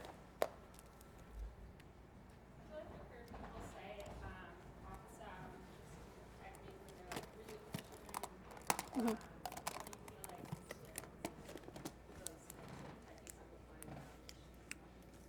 I always like to push it in. But that's what I was doing with the butt. I was pushing it in. So like really like dabbing it in, yeah. So I like to mix powders as well. This is also another tip I'm gonna give you guys. I like to do like peachy powders, pinky powders, color correcting powders. Like they have a color because it gives it a hue of that. For her to brighten up her complexion in the center, a baby tone pink powder is really gonna do that. For somebody, like for Buso, for you, I would do something like that leans a little bit more like peach or orange to really like bring that up, but not too much. It has to be like that, like yellowy, orangey, like right in between that shade. I'm trying to look for my pink powder. You know that Honeybee,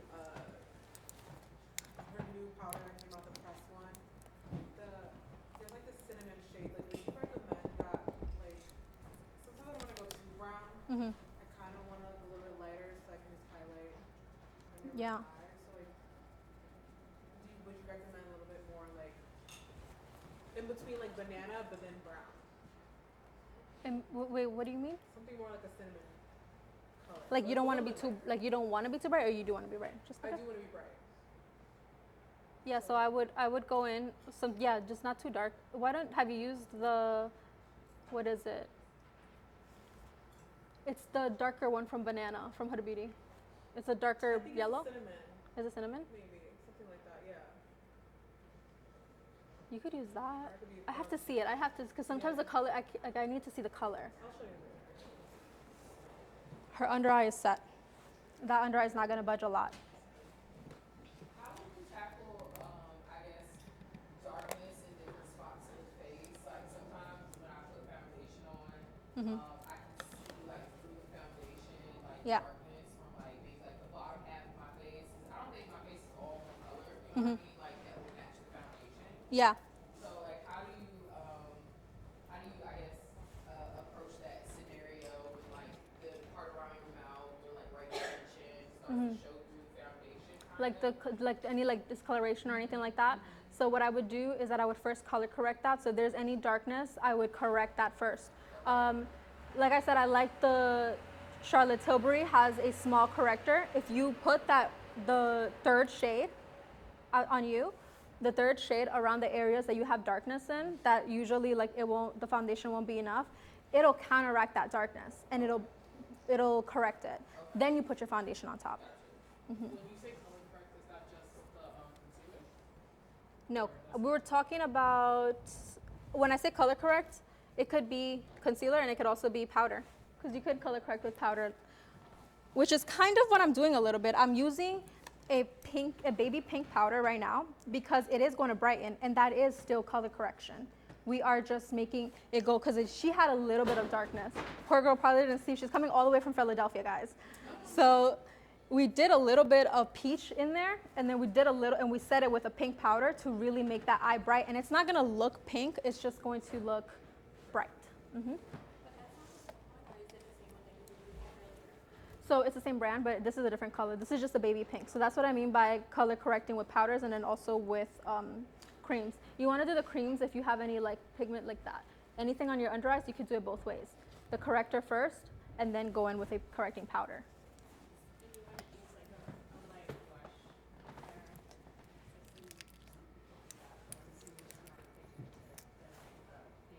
You said a light blush? A blush underneath your eyes? Yeah, I've seen, that's like a trend thing that's going on, and it is helpful. You will get the same thing with an actual corrector, and probably better. I mean, yeah, if you have just a little bit of darkness, you put a little bit of your blush and you'll be fine, but if you were properly gonna do it, I would just go in with a corrector and then go in with your concealer. Because then you run into the issue if like maybe you think your under eyes are too pink, which is a look right now, but remember, trends won't last forever. Are you supposed to match the foundation to your neck or your chest? Chest. Yeah, your neck, we're all different shades all over our body, okay? My legs need color right now. I am super light right now. I wanna get color, but my face and my chest, they do match. Can't see it right now, but it does match. Yeah, I know. We have different colors all over, but you definitely wanna make sure this right here matches. And I always bring it down to here, and I always do, when I do makeup, I make sure that all of this area is covered. Because I do a lot of things for entertainment, they're always photographed, videographed, like all of that stuff matters. So sometimes even with makeup, I will drag a glow down the leg, or I will grab the shoulders, things like that.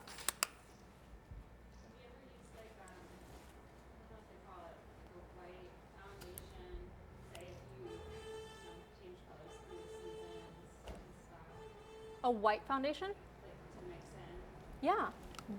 If you do that, you're like highly advanced in that technique. I'm gonna tell you why. I actually carry, because it's impossible for me to carry every single shade, right? I carry color correctors in my kit. And if a foundation is looking too cool, and I'm gonna do your makeup, and I have that shade, I don't have other shades, and I wanna warm it up, I'm gonna add a little bit more yellow. I'm gonna warm it up, just a little bit. If I'm doing Caroline's makeup, and let's say I only have your shade, I'm gonna go in with a little bit of white just to lighten it, right? If I'm gonna go in with somebody that's a lot more cool tone and I only have a warm foundation and I need to like cool, like make it a little bit cooler, I'm gonna go in with the blue. To lighten, to warm it, to cool it, okay? I use the LA Girl. They're not too expensive. Honestly, you need a little bit of a drop. I use this for myself because House Labs is really hard to match your own foundation, even for me as a makeup artist, because it's such a wide range, and the way that their code system is, it like throws me off. So I went into Sephora, and I also was a victim to the House Labs foundation, not finding my shade. So I went home, and it was a little too cool for me, but it was supposed to be the warm shade, and I just added a little bit of yellow, my perfect match.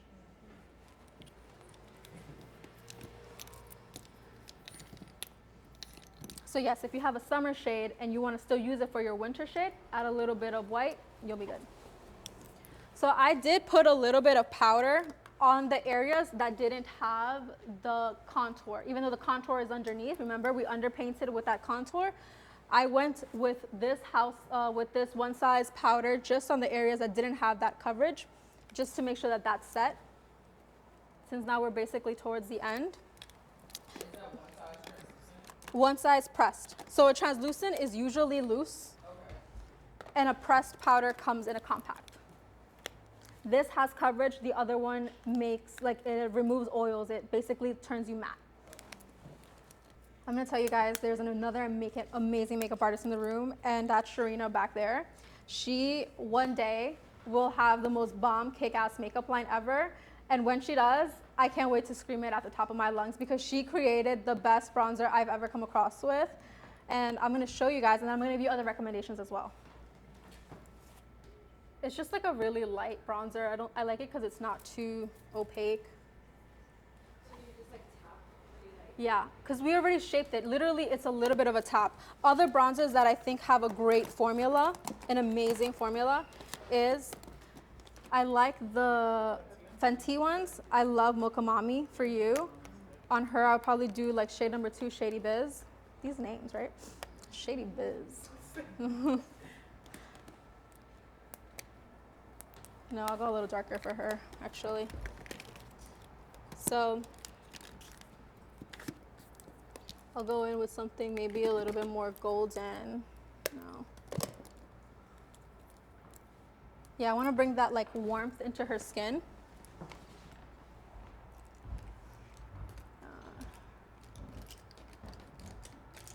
I'm gonna grab a fluffy brush, something that is not so dense. If you can do this, this is a good bronzer brush, okay? You want to make sure that it's really not that dense here, because you're gonna lightly do this. And that's only achieved, that light featheriness, it's only achieved with a non-dense brush, something very airy. And you're slowly tapping it. Like very little. And right here. Just give it that bronze, because we already did all the shaping underneath.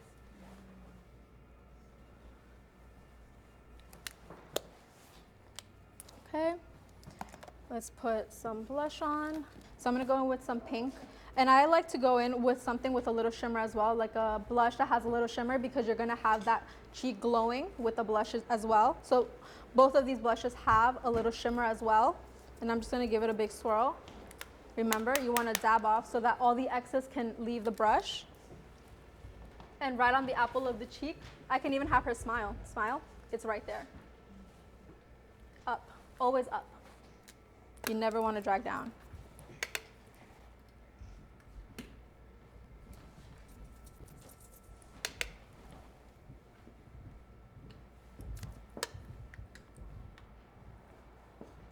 Look up.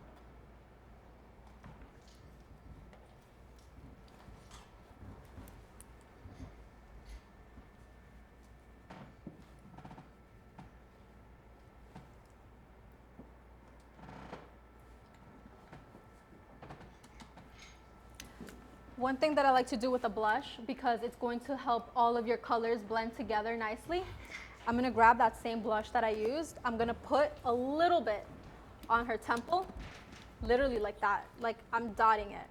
Why? Because it brings all the colors really together, and you're gonna see a little bit of that pink still around here. Like you can't really tell what's going on, but you see that everything kind of has that same correlation. It's because I'll add the blush on the temples, in the center of the tip of that nose, right here on that chin. I'll literally blush. And then once I'm done with all this and I go into the body, I also put blush in that center right there. Because a lot of women, we flush right here. Like if you're like flirty or like excited or like when we flush a lot in the center and we'll get like red or pink right here. So it's just like it's just what our body naturally does. So that's why I add a little bit more blush right there as well.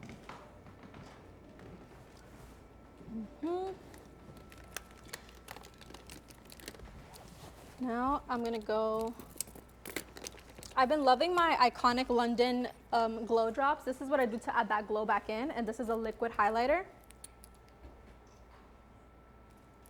Put a little bit. Help me organize this one. Oh, you could just put that here. Now I'm gonna put that glow, that liquid highlighter, only at the top of the highest points of her face.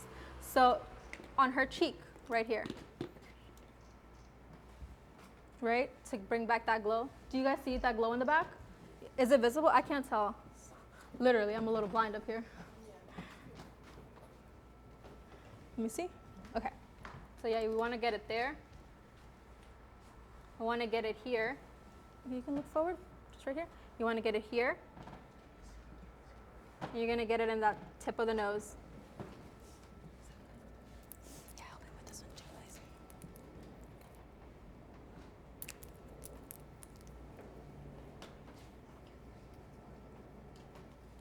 Going back to that cheek, highest point, really dab that in there. The reason I'm going in with my damp sponge is because even the wetness, like that little bit of dampness from this sponge is gonna help me blend this nicer, and it's also gonna make that sheen pop. Because remember, if you wet something with some glow or some highlight, it's automatically gonna open up the part of, I don't know the science word for it, but it's just gonna make it pop. So turn this way. So now you can really see it just flows and it's like a glow from within. And now face forward. Iconic London. They make great glowing, like glowy products. I'm gonna put some right where I put that blush in her chin. I put a little bit there, a little bit on that tip of that nose, and right down the center.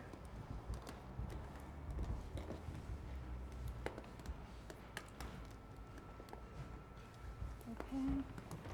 So now I want to take a look. We're going to go back to the eyes. We're going to finish off the eyes now.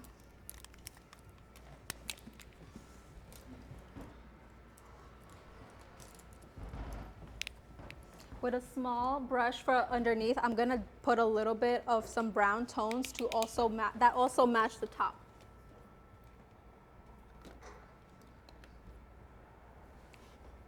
Do you guys ever put shadow at the bottom part of your eyes? Too scary to like look like a record. What brush is that? This is the Smith 233 brush. Just a little brush.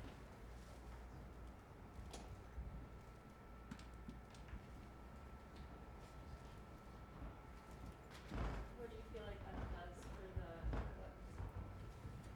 Yeah, I think it makes sure that the top and the bottom are blended. It's all about balance.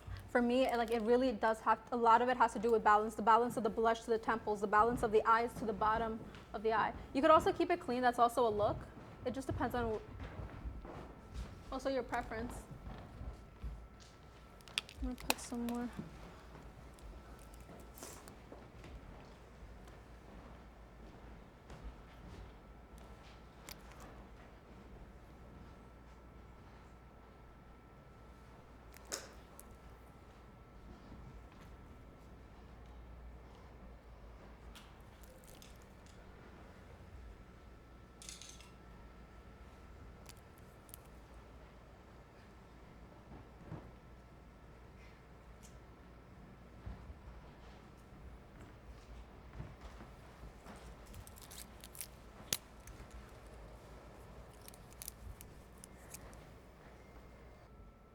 So now I'm just honestly, I'm just now tweaking the eyes that if I see that it's not dark enough in that area, then I'll just add a little bit more darkness there.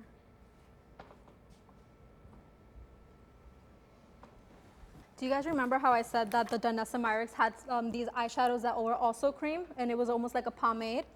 If you find that that you could see that glue that dried and it's still visible, you grab a little bit of that because it could work as an eyeliner. This eyeshadow palette, you could do brows, you could do liner, you could do eyeshadow, and you grab a little bit of that. I'm grabbing it in a very tiny eyeliner brush, and I'm just going to go over that band that shows the darkness.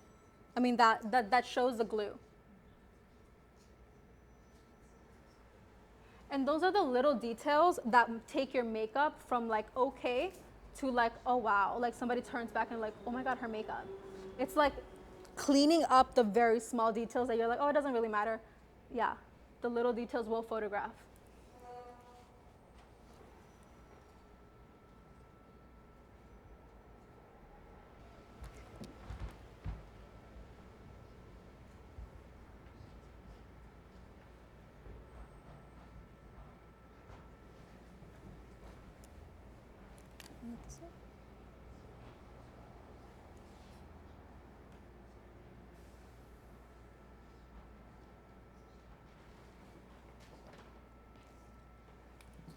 How would the eyeshadow, I guess I think change if you wanted to add, like, you didn't want to do a smoky eye, you just wanted a different color? You didn't want to do a smoky eye, you wanted to do something like what colors? Here, dab off your lip balm. Like you want to keep it light, you want to keep it dark. Maybe like a light. Do you want to keep it light? Yeah. I just wouldn't add a dark brown there. Okay. You can keep that transition. You can keep a light shade in the front. You can keep some darkness, like something a little bit deeper. You don't have to keep it at a dark brown. It could be a very light brown, but there's still some definition. It just needs to not be like, you're not adding, I would never probably add that light shade at the very end, Okay. right? So you want to keep it 3/4 to the quarter in. Here, I put a little darkness because I wanted that definition. I wanted to show you guys how to smoke it just a little bit. Like we don't have too much of a smoky eye, it's just a little bit. But I just wouldn't put too, like I wouldn't go so heavy on the darkness. Just keep it on transition colors, keep it on like browns and like light tones. Lip liner. To give that lip like a good pout, I always do a double lip liner. How many of you girls use lip liner when you do your lip combo? Yeah? Lip liner is my biggest hack.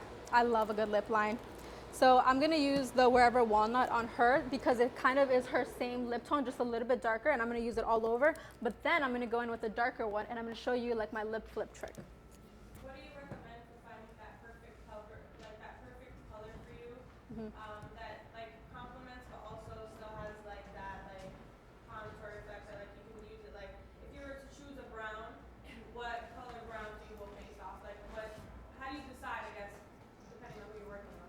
Yeah. Which one you're gonna use? So I kind of go back to my same 3 colors. I'm a creature of habit sometimes. If you are on the like more like light to medium, I do love a cork liner just on the pout. And I do like a chestnut if you're like more deep. And then Morphe has a lip liner that's even darker. I would say definitely just like swatch them. Don't be afraid of a dark brown because when you put your lipstick on top and you put your lip gloss on top, it just defines it. And I'm going to show you guys how I do that like right now. And then do you use like a sharpened pencil or do you use like a Swiss comb? I've used both before. I prefer pencils, like a pencil that you sharpen. So I just did her natural lip line, but you see it is about her same lip color, just a tiny bit more pink maybe. But how I make her lips go from this like really full and juicy, I will grab a darker brown just right here at the very end of that pout. And then where your Cupid's bow is, I'm going to go over it, like a V. 1, 2, like a V right there.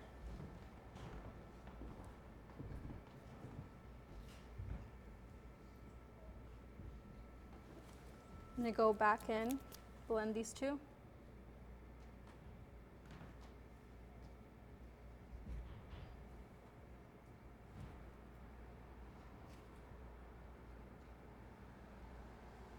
blend these two and wait until you guys see the lipstick. Like this part is already gonna be really juicy.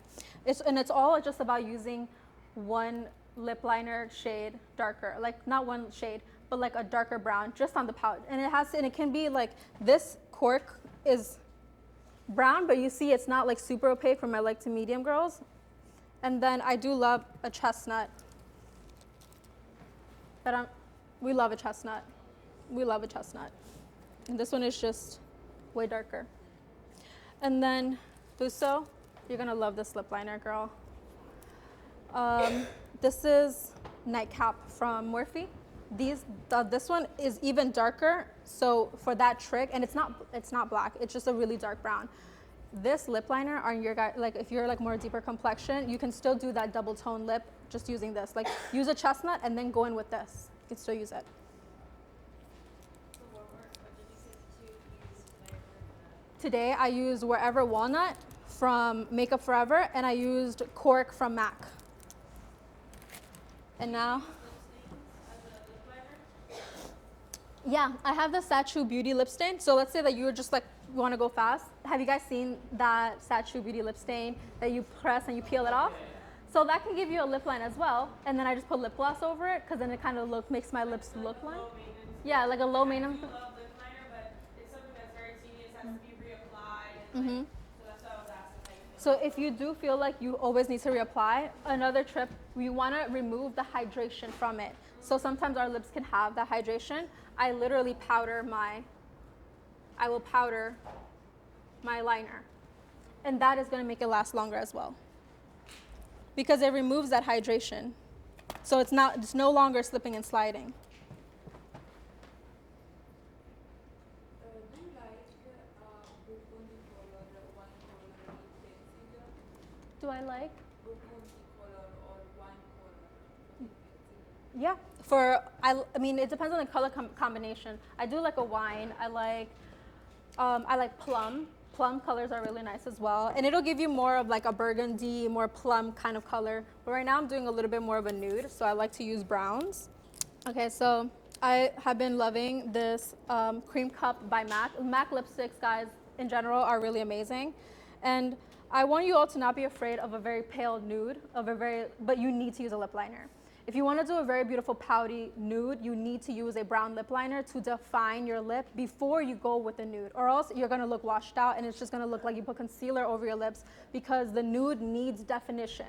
So we're going to put the nude lipstick just in the center. You see, like that could look really pale, but because we put the lip liner on, and I'm still going to go with a little more lip liner, it's going to look just fine. This is Cream Cup by MAC.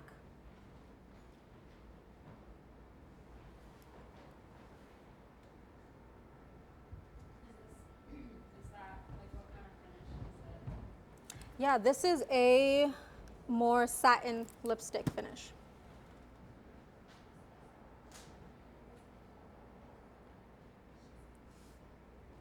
And I'm going over that lip line because I don't want it to look brown, because we put brown at the top to really contour. So I'm going in with that, over that. So now it blends in and you don't see that, oh, brown, brown, it's just blended.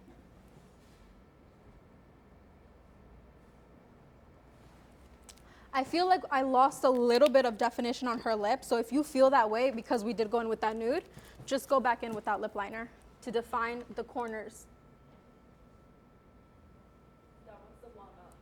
Yes.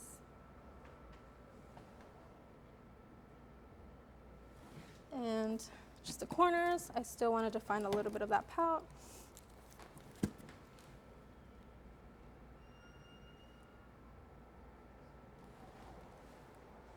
And now I'm going to put a little bit of lip gloss. I love a lip gloss with some shimmer in it. And I also like a pink.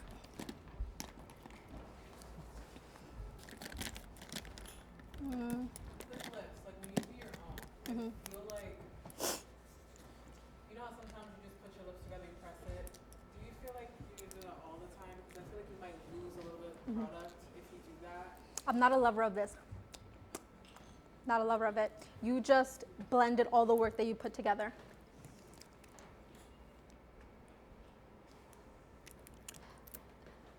Here's a little bit of a hack that I like. I love a clear lip gloss with a lot of shimmer on it because it makes on camera like your lips look so juicy. Like something about the reflectiveness of that shimmer really catches the camera.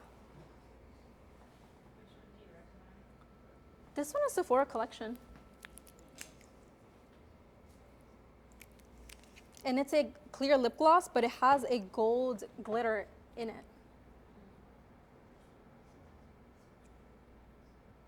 How do you apply lipstick to prevent like peeling or the lines that show up on your actual lips? The peel, so I grab a spoolie, which looks like this. Before, let's say that your eyes, let's say that you have those little like skins, right, on your lips. I grab this and exfoliate it. It's gonna remove all those little things, and then your lips are gonna be really smooth, but it's also kind of giving them a little bit of, it looks a little bit bigger because you mess with them. So you have a little bit more of a pout. Thank you. No problem. I just cleaned up the sides. So now we have her pout. One of my favorite makeup products that I have in my kit in general is this Dior highlighting palette. This Dior highlighting palette looks really good as highlighter, but also as eyeshadow. Like if you're like, oh, I just want some shimmers, you could use these. All 4 of these shimmers are very wearable and they shine really beautifully. So my trick, hydrating spray on a brush. I'm gonna swirl with just these 3 shades.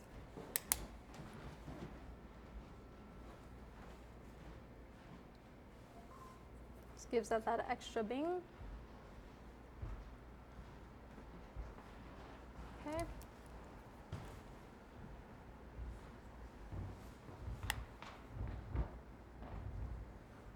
And then look straight for me.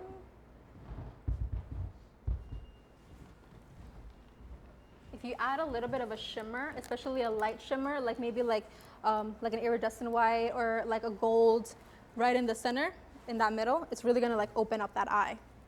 And like when somebody looks at you, they're gonna do this. Like they're literally gonna move towards the light and like look at your eye.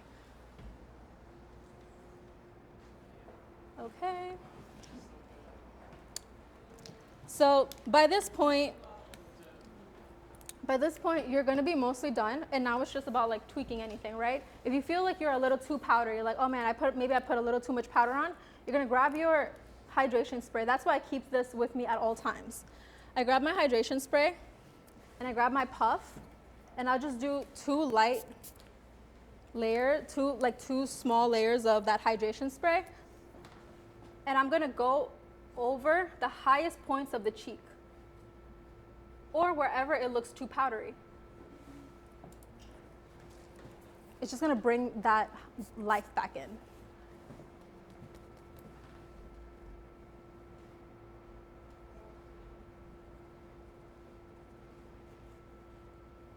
And yes, I am pressing the hydration in just like this, because this is what's gonna take away that powdery, dry feeling. You could do it with a sponge as well, but because it's a little bit damp, I prefer to do it with this. I'm looking at the overall makeup, and sometimes, like I said, I like to take a step back to see like, okay, like what is missing? Like, is there anything that I need to like come back to? And what I am seeing is that I want to define her eyes just a little bit more at the bottom. We only did a small shadow, but I'm gonna grab a little bit of brown.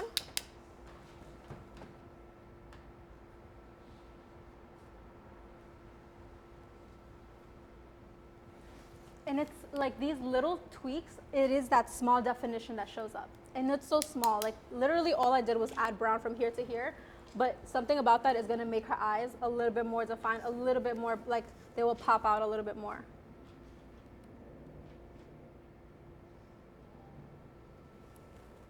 Looks like a bride.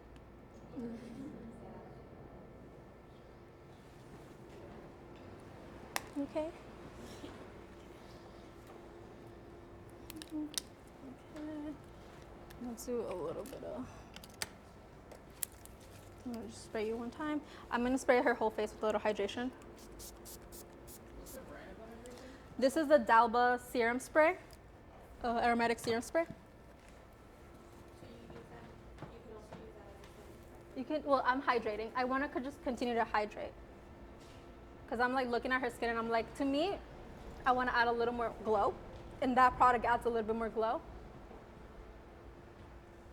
This is hydrating with something that anybody can use. Anybody, even if you're not wearing makeup, it's just a hydrating and it has a good skincare as well. What's the name of the spray, Cassie? Dalba serum spray. I've been seeing it all over TikTok. It's good, girl. Be like blowing up. Yeah, it's really good. The spray that I like for a whole lot of like stay power is the Krylon, and this basically locks it all in place. I also think that the One Size Beauty is a really good one. And a lot of people recently, I personally haven't tried it, but say that the L'Oreal new spray is like really like, it really holds up. But this has been a tried and true for me, the Krylon setting spray. This, you could basically get it, I think you can get it on Amazon. They don't have it in Sephora and Ulta and stuff. Like, this is a true makeup artist brand. Like Krylon, it was meant for theater makeup. So if it's meant for theater makeup, it is going to make your makeup stay. I'm gonna just see everything. I think the last thing I want to do is Are put. there any that really make it like cancer proof completely? Like if you did body makeup and stuff? There's one that's called Mayron Seal, like a sealer. It's like a Mayron sealer. Is it fully transfer proof? I think when you put a lot of makeup on, something is gonna get on the shirt. But for the most part, yeah, like if you go lean in, like you won't leave something. Okay. Let's see. My makeup artist brain is kicking in. I'm like, anything I gotta tweak.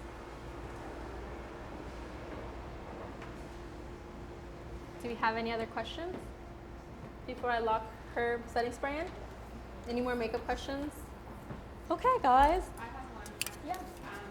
What if you are in a situation where you don't have natural lighting? How do you navigate? Yeah. I always keep a portable light as well.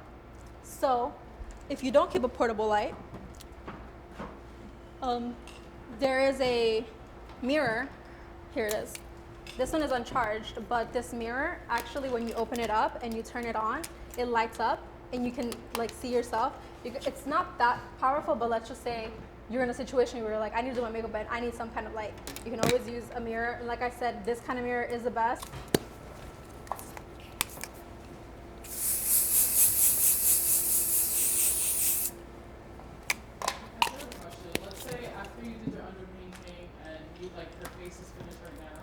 You realize you went too heavy on foundation, so you want to contour again. Would you go with that same darkest one that you have, or something a little lighter? Yeah, so now I'm going in. So then because I realized, oh, I think I want to deepen her contour a little bit more, that's what I just did. I grabbed powder bronzer on my brush and I deepened it a little bit more. Is that the But question? it wasn't the same shade that you underpainted. It wasn't the same shade of contour. Oh no, because now I'm using powders. So I went from that really dark cream contour from underneath the foundation, and now I'm just going to use the powder to shape it on top of the foundation. So we did that cream contour underneath, we put the foundation, and I was like, oh, I think I could put a little more contour there. I went in with powder, just right there, and that made it pop a little more. Yeah, so if you do go too heavy with the foundation on that area, just go over it with, you could go with powder, or you can go over it with still that cream if you haven't powdered yet. Did I answer your question? Yeah? Okay. All right, and now I'm gonna grab a little glow. I like to make the shoulders glow a little bit. These are those things, like I said, the details, this was gonna take your makeup from like nice to like really elevated. The details down here.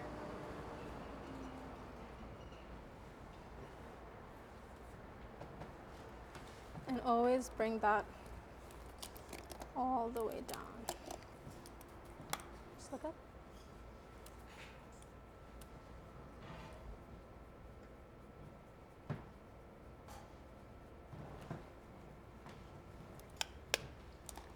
Remember I said about that blush? Women tend to flush red right here, very pink, very red. So I like to grab a little bit of red blush, just a little bit. If you have a beautiful dress that opens up right here and you put it right here, like we do naturally flush there. And if you see, this and this made something look cohesive here. And it's also in her temples, but it's very light, and it's also in her chin. So it's all the colors really merged together. Okay. Let me just brush your hair out. Now, this makeup should stay at least 12 hours. Like, at least 12 hours. Like, that setting spray and all those small layers and all that perfecting, this is gonna stay. So you can go out tonight. To all the bars in Brooklyn.